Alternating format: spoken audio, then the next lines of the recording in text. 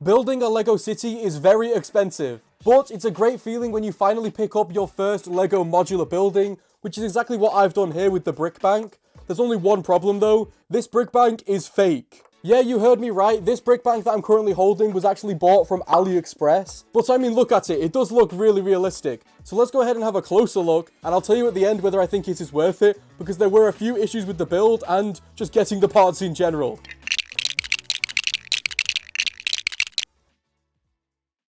So here we go then, this is Brick Bank from AliExpress, and before we do anything, I'm just going to move this ladder, bucket and brush out of the way because I do not want to lose these accessories. Then let's take a look at the building itself. I'll just spin it on its mills plate so you can get a quick 360 glance at this whole thing. As you can see, almost indistinguishable from the actual Lego modular. You would not be able to tell it at a quick glance, but obviously none of the studs say Lego on them. If we just look at this stud here, you can see it's completely blank. There's no Lego logo on there. And then another giveaway is if you look at these ingot pieces, which are all along the front here, you can see they just have this tiny little dot on them. I'll throw up a picture of an actual Lego ingot piece on the screen. You can see there should be more detail on each of these bricks. But unless you're stood that close to the building, you would never know that. Starting off with the roof section up here, you can see it's got that sort of skylight there. And then the chimney, which actually goes all the way down to the bottom floor. But this roof section is actually where I had the most issues when building this entire project. So I'd built about 90% of this entire structure, got to do the roof and realized I had none of the pieces. The seller had forgot to send me all of bags number 4. And then it took a very long time to get the seller to actually send me the pieces I needed. I think there was some kind of language barrier there. But I'm not criticizing the seller for that because once I was able to explain which pieces I needed, they did send them out to me free of charge. So yeah, there was quite a lot of missing pieces in this build, but shout out to the seller for sending them me for free. Right, let's rip this roof section off and actually look inside of the build. So this is obviously a Lego modular, so you can take off the floors. This top one actually has the chandelier with all the diamonds on hanging off of it. And now we can take a look inside the top floor of our build. So you can see there we've got a little office room with a little envelope on the table, one of our minifigures, and like an owl statue near the window. Outside of there, we've got another little office room with a clock. I think that's a coffee machine in the corner.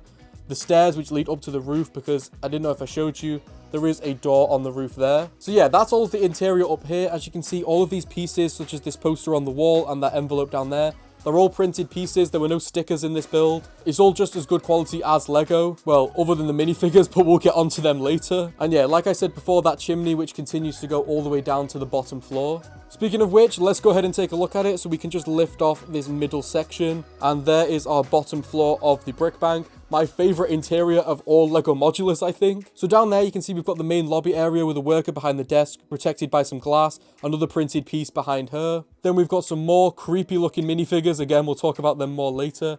But they're stood there with that check, which is a massive printed piece. Very cool of them to include that. And then we've got the safes behind, so we can just move these stairs out of the way. They're on a hinge. We've got the massive vault back there. First of all, let's look at this little drawer, which actually opens and is full of coins. And then you've got the actual vault itself. We can open up this rail on the top. You can see in there a big stack of money. And then you've got the big vault door, which is what makes this my favorite interior. Because as you can see, I'm pulling on that. It is not opening. But if you actually give it a quick spin, you can open up the vault so the minifigures can get in there. It's got this really cool kind of Technic locking system on the inside. And then, like I keep mentioning, that chimney which goes all the way down. So you can drop in a criminal minifigure from the very top floor. They'll fall in here and have access into the vault room. And then spinning it around again, we've obviously got the laundrette. This is again a printed window piece. And if we head inside of the laundrette there, you can see we've got a whole bunch of washing machines on the back wall. Another printed piece on the wall, little seat to wait for your clothes to be done. And a really cool play feature is that actually if you drop some money into one of these washing machines here, I believe it's this one in the corner, that money will actually then appear inside of the vault in one of these little locked safes there. And yeah, that's basically the entire modular shown off. I really like spinning it on its mills plate. I'm not sure what more there is to say. This stonework here looks amazing. These windows, again, printed pieces. Let's open up the double front door there. You can have a look inside. If you were minifigure scale, that's what it would look like. But let me put this together and then we'll take a closer look at those minifigures which I keep mentioning because they're probably the one downside of this set. Alright, there we go. I have put the modular back together and I have pulled out all of the minifigures. Yeah, a huge drawback of buying modulars on AliExpress is the minifigures. Mainly just the faces because, yeah, these might be the creepiest minifigures I have ever seen. Particularly this child one at the end. I mean, that is just nightmare fuel. The actual minifigures themselves, let's ignore the heads for a second. But all of the pieces are good quality and the printing on the torsos is all really nice. Especially the little chain on this guy's pocket watch. I mean, that is some good minifigure printing.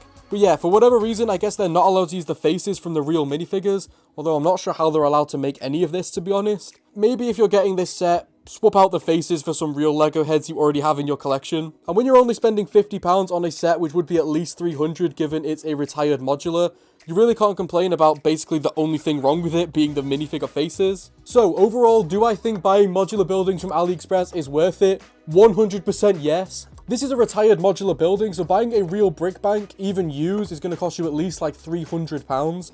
Whereas this fake one, £50 from AliExpress.